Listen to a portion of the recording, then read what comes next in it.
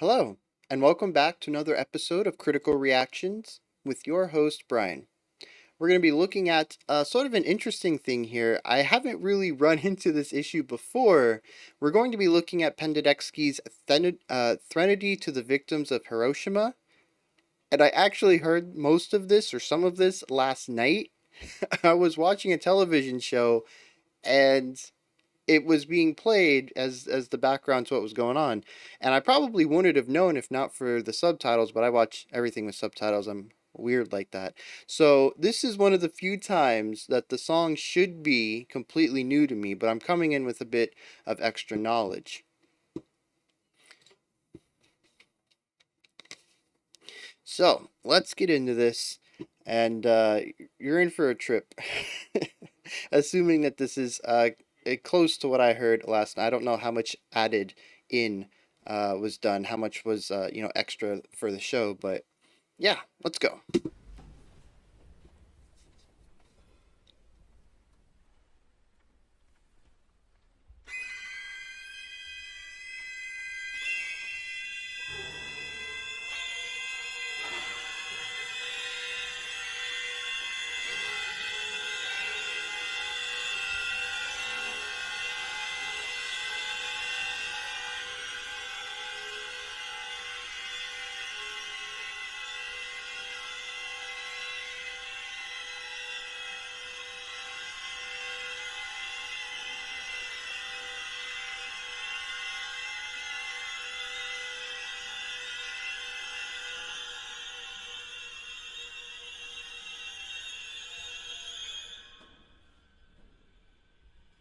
So just dealing with a lot of dissonance, texture, feeling, atmosphere.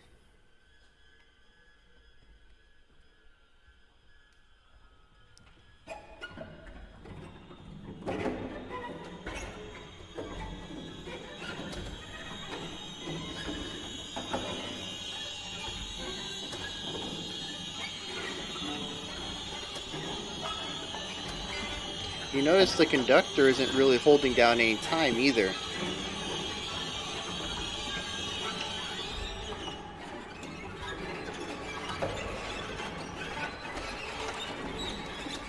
Instead of like putting down a time signature, it's just kind of like free flowing, kind of pointing at people when, their turn's ready to come up.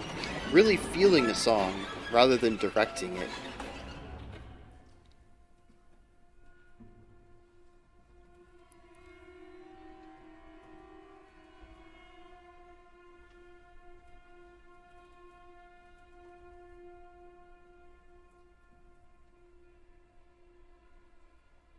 Now, that could be because there is no time signature to the song, or it could just be that that's the way that he enjoys conducting. But I do find it interesting.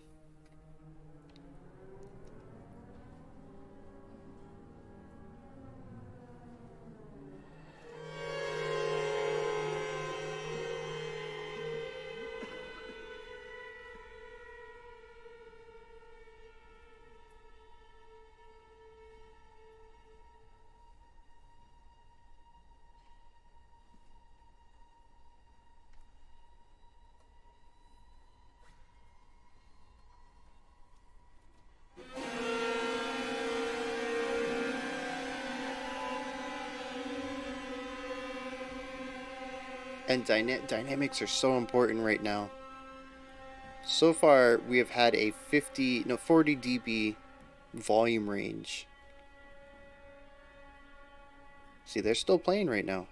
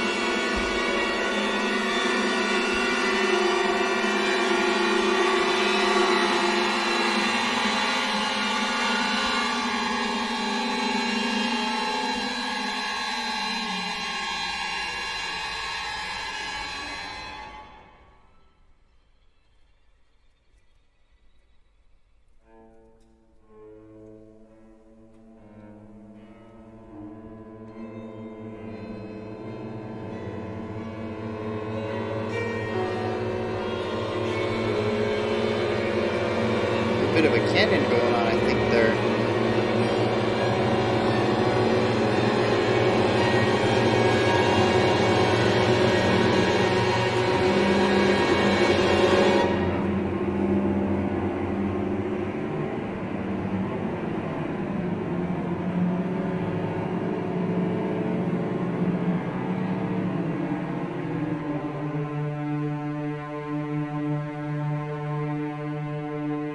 A rare moment of stability.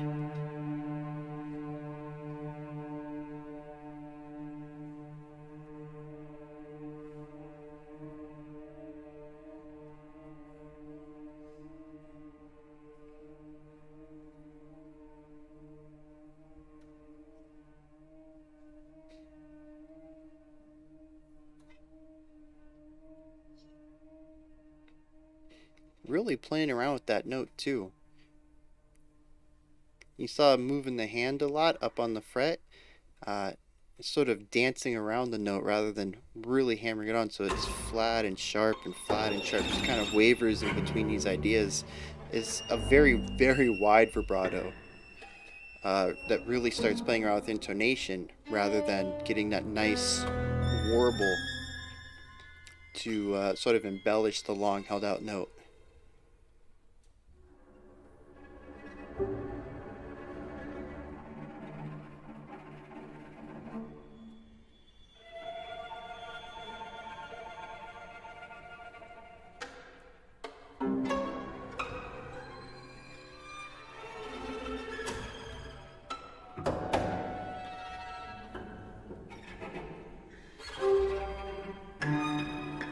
See, there's more of a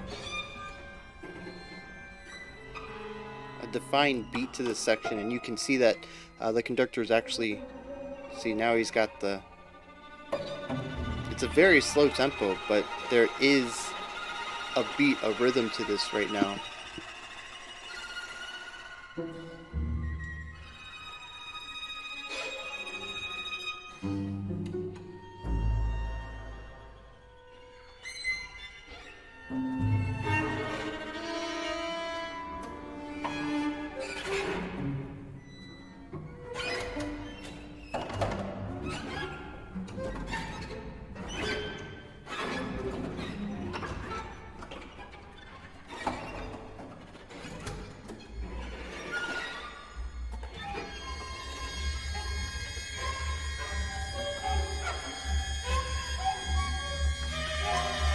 Very interesting sounds they're able to get out of these instruments with all of these unusual playing styles.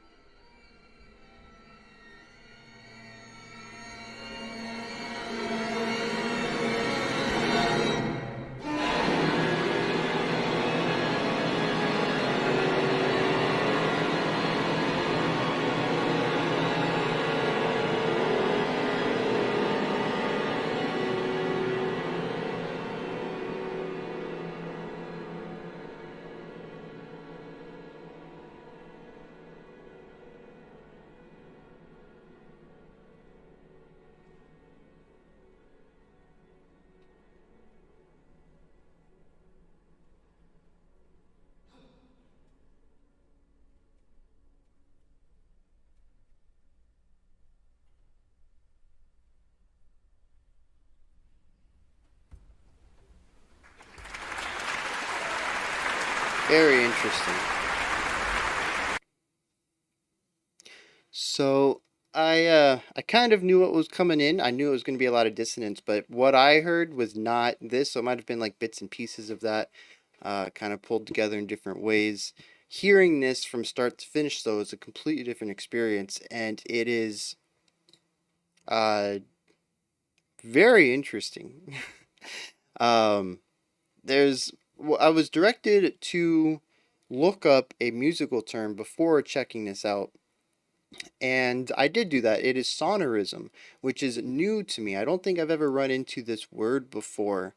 Um, Sonorism, this is interesting because I'm actually going to tie this into what this community tends to request, which is metal, because this is a very interesting thing. So sonorism is an approach to musical composition that focuses on characteristics and qualities of timbre, texture, articulation, dynamics, and motion in an attempt to create freer form. And I think we can easily see a lot of that coming in through here. Um, a lot of Polish composers tended to utilize this, and we can even see Penderecki employing it. He's a Polish composer, I believe. Let me double check this real quick. Yes, he was a Polish composer, so it falls in line with the Polish avant-garde movement in the 2050s, 2060s, according to this. But it basically, to break this down into layman terms, it chucks the music theory book out the window and says we're not going to worry too much about making sure our notes sound well together or utilizing specific note characteristics and distances to create specific emotions that are kind of well-known ways of extracting these emotions and putting them into music. We're going to kind of ignore all that. We are going to look at the way the sound, the way that the song feels and makes us feel. It doesn't need to follow any rules. We're just looking to apply a specific emotion through atmosphere. And they do that here. They use a lot of dissonance and cacophony and chaos and lots of unaligned notes and playing and staggering rhythms and lines, patterns. I can't really call these melodic lines. It's more of just creating sound. And staggering them so that instead of all your violins starting at the same time, they might all start a beat and a half away from each other. And we kind of saw that idea. I mentioned, I said it looks like there's a bit of a canon going on there. But they were, each violinist was starting just a little bit later than the last, and it creates all this extra tension and dissonance and instability in the music. But it doesn't matter that none of that is backed up by theory. The end result is this extremely tense, difficult to listen to, chaotic song. And when I was looking up sonorism, I was exploring, what it is and how it's utilized and some of the key elements of it. I kept coming back to this idea that metal very often uses sonorism. Metal, especially when you get into the more rhythmic metal, stuff on the side of gent, and heavier stuff like black metal. Bands like Meshuggah or Krallice or any of these really heavy bands, to me they fall under this blanket idea of sonorism. They are more interested in how their sounds make you feel, the kind of atmospheres they're building with the textures and the tones of their instruments, rather than really going for anything that's theoretically strong. It's more about the articulation. Articulation is how you play something. In speech, we can articulate very clearly or articulate very clearly, or not clearly. You kind of slur together. And we can see these ideas of articulation and texture, especially in stuff like gent, which uses, very low-tuned instruments and very sharp, staccato notes and interesting rhythms. and it creates a specific sound. It's more about how it makes you feel, how these sounds feel together. It's not about creating beautiful melodies. It's about having a heavy, dirty metal sound. Um, so I think that's as far as I'm gonna take that. We got to get back to the composition itself. I want to talk about that a bit, but I think it's really cool that this idea that really became popular in the mid 1900s in Polish avant-garde music is very relatable to modern metal, and this push towards heavy sounds and textures. We can see the same idea in post metal as well. So yeah, I just thought that was a really cool parallel there. But let's get back to this song, Threnody to the Victims of Hiroshima. Um, so a Threnody, I had to look this up and I feel dumb now because I completely forgot what this meaning was. A song of lamentation for the dead. So we have a song that laments the fact that there were victims of Hiroshima, that the atomic bomb was dropped during World War II. And there's a lot of power in that sentence alone, just thinking about World War II itself, which was a devastating war. It was enormous as far as how many countries fought in it and the kind of damage it did.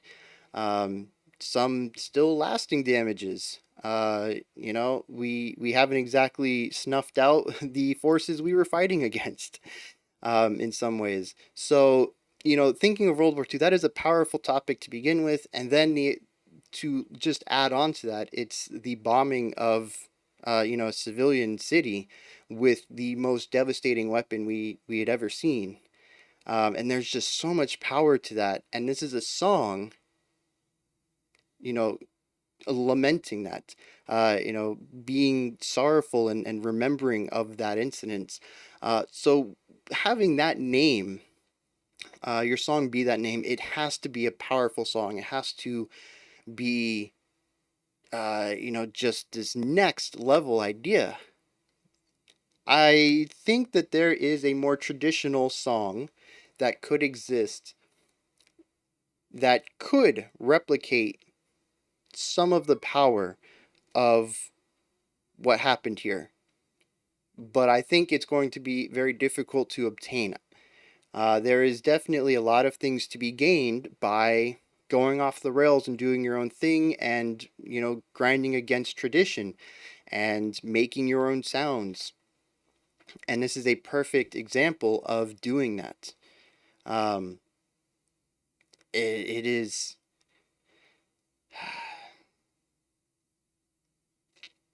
It is a song that is more about the feeling of this event and the feeling of loss and smallness and isolation and power, and chaos.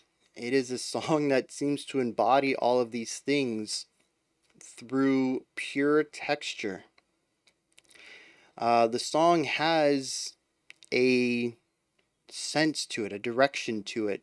There is sheet music. After you've listened to it a few times, I'm sure you can sort of see the path that the song's going, and you can hear what parts are going to be coming next, and you can see the roadmap. But from a first time listen, despite the song having all of that direction, it seems chaotic. The parts don't seem to flow together at all. There's these constant changing of dynamics, not only in articulation, but also in volume, in sound. Sometimes we have these just real grinding dissonant tones, and then other times we have these rare moments of peace. There was maybe two times in this song where I felt that the instruments playing had lined up into a traditionally stable chord, or even just playing the same note. it doesn't happen often, but it's those moments that provide contrast to the rest of the song and its dissonance and its instability, which amplifies them, I feel. Um, it utilizes the texture of dissonance to show something that is not pretty. And I think that also is important because when you write a song about something as horrific as an atomic bomb, I don't think you can really grasp the entire concept of the event, of the action, by making a song that is beautiful in a sense. It can still be a sweeping song full of negative emotions. It could be sorrowful, it could be pensive, it can really dig into some of these emotions, but at the end of the day, it's going to be palatable. There's going to be memorable melodies. It's going to have these nice sweeping lines, even though they are evoking, sadness or sorrow. They might make you cry, but it doesn't it doesn't emphasize the dirtiness, the grittiness, the sheer ferocity of the event. It digs into some of the ideas of the negative aspects of it. Like I said, we get the ideas of sorrow. We might get the ideas of regret. But in the end, it's still going to be a palatable song. It's going to be something you can listen to over and over, even if it does, bring up these emotions in you. It's not going to be something that sounds bad. This sounds bad. I never want to hear this again, which is the exact response I should have to witnessing, footage of an atomic bomb going off, or hearing about the events at Hiroshima, or reading about it in a history book or something like that. It's things that I don't want to experience again. I don't want to hear them again. I don't want to hear about them. I want to learn from them and move on to a future where we never have to, experience that in real time again. Um, and I think that this song really personifies a lot of that and puts it into a musical context. This is not a song that's easy to listen to. It is not a palatable song. It is not a song that I want to hear again. I think it does a fantastic job of tying up all of those ideas about the bombing of Hiroshima, and putting that sonically into a musical concept. The power, the chaos, the violence, the ferocity, the power. I think I already said that. Just all the negative aspects, and even some awe. I don't want to say awesome because it feels weird to say that, but there is awe. There's this, I don't know, this feeling of raw power, to be in that presence, to understand that that presence, that sort of power exists in this world, and it has been used and it could be used again. There are still bombs out there. It makes you feel small, and there's a little bit of, maybe not reverence, but maybe just awe. Like I said, it's a violent, destructive power, but it's still a power that large, and it exists. And there's something about knowing that that exists, that there's this awe to it, and there's a bit of that in here too. I think it could be those small pauses where we reach those moments of stability, and there's a bit of beauty. That's another. I don't want to say there's beauty in that sort of power, but I hope that that kind of conveys the idea. I don't want to say that having bombs this powerful is a good thing, but there is definitely an awe. That's the only word I can really think of. My vocabulary is lacking for this. But there's something about watching science create something on this level. It's destructive, yes, it's violent, yes, I never want to see it again, but there is something insane about knowing that people have been able to create this idea, and that it exists. It's just wild. And somehow all of these ideas have been put into a single song that I believe can only be achieved through going against the grain as far as composition theory goes. And that is where this song excels. Like I said at the beginning of this analysis, I believe that many of these themes could be created in a more traditional song, but I don't think it would have the same end effect. And for that, I believe that this song, is probably one of the best as far as really working with these ideas and marrying these emotions and these physical responses, these mental responses, these emotional responses to a power that strong and an event that uh, sad, honestly. Yeah, that's just it's a wild song. I don't know if there's anything else I can really add to it. It's not like the song was constantly reinventing itself. It really built on the same ideas of tension, instability, chaos, um, and playing around with interesting ways of playing the instruments.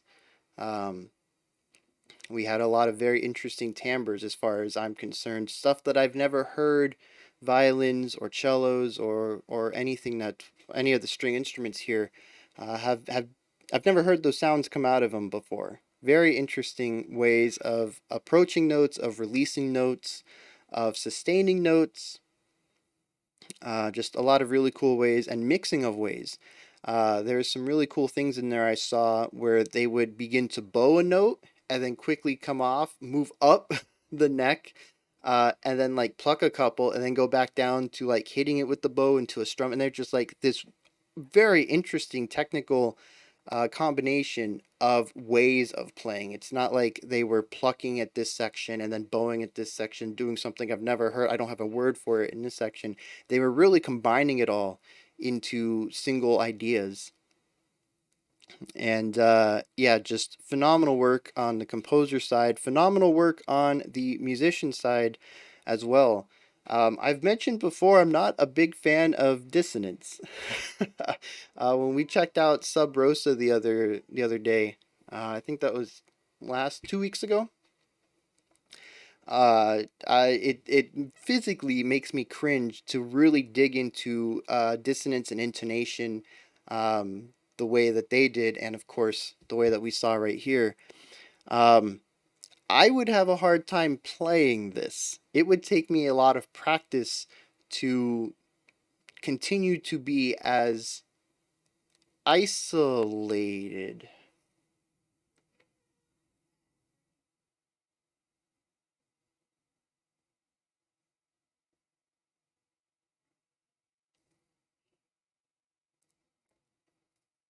Huh. Okay, I thought I was almost done, but I'm on a train here, so everybody hop on. Okay, so I was going to say that it would be difficult for me to stay isolated. I'm within my own intonation. I'm sort of within my own pocket of sound.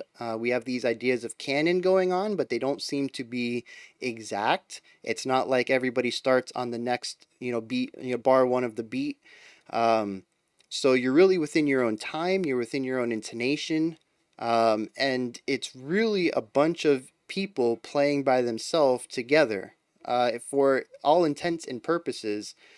Um, this could be confused for the band warming up on their own before a rehearsal starts.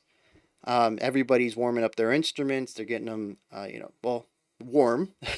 Cold instruments tend to be in a different tuning. So when you play, you put warm air through it. When you bow, that's friction, it creates heat. So you want to keep your instruments warm so that when you tune as a band, they're tuned at the temperature that they're going to be when you play them. That's why they call it warming up. Um, so everybody's warming up their instruments. They're warming up their muscles, much like an athlete or something would be stretching. Um, your fingers aren't quite ready to, play the valves or push the buttons down, or, you got to get your muscles ready if you're doing some percussive stuff. Um, so you got to warm everything up, and you usually play whatever exercise you like to do, and everybody's doing their own exercises. And it often sounds like this.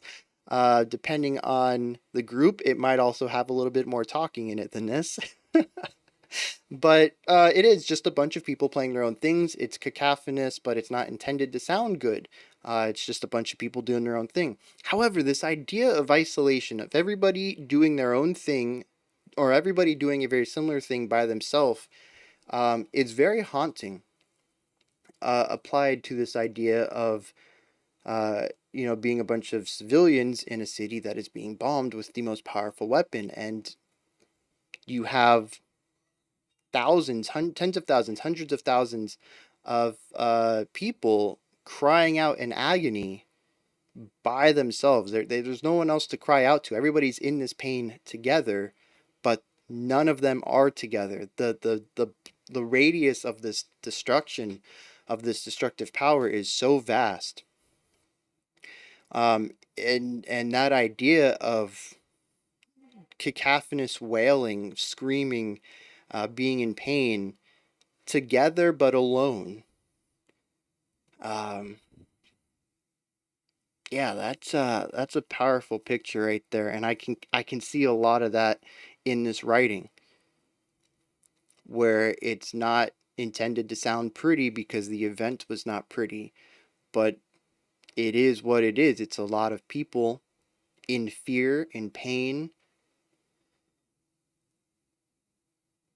close to one another, but not being able to help anyone, being in your own personal hell, but also within a general hell with a bunch of other people in their own personals. Ah, yeah, that's heavy. That's a lot heavier than I was going for when I started this analysis. Uh,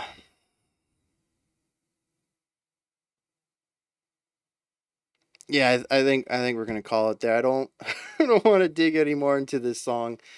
I think I've hit most of the primary topics here, and I think anything else you can probably kind of go on your own, just having heard it and knowing what it's about. So, that is Threnody to the Victims of Hiroshima by Penderecki. Like I said, this is a song I don't want to hear again. Not just because it is grating on my ears, but because it is an extremely powerful song. Um, and it obtains that by coloring very, very, very far outside the lines and doing its own thing. And I applaud anybody who can play it. Not just on the sheer performance level of, like I said, kind of doing your own thing for an extended period of time and really having to ignore the sounds around you so you don't get in sync with them tonally, you don't get in sync with them rhythmically, really having to isolate yourself to play it, but also just being able to play this, knowing what it's about, feeling it. The coming from playing music for so long, I tend to feel music more when I'm playing it than when I'm listening to it. Especially if you're going to play it well. So, yeah, they're kind of going through these emotions every time they have to perform the piece. Anybody who performs it. So, just huge shout out to the performers as well. Those are my thoughts, though. That's where you guys come in, though. Hit me up in the comments. Let me know what you thought of this. When you're done commenting, you can head up to the description box. There's a link in there for Linktree if you want to support the channel through Patreon, or check out the Twitter, join the community in Discord. All those links are there. Above that, like, subscribe, ring the bell. I'll be back tomorrow at 5 p.m. Eastern Standard Time, 9 p.m. UTC. As usual, we'll be continuing on with Instrumental Week. Until next time, remember to be critical, not cynical of the music you listen to, and have a fantastic morning, afternoon, or evening whenever you choose to watch my videos.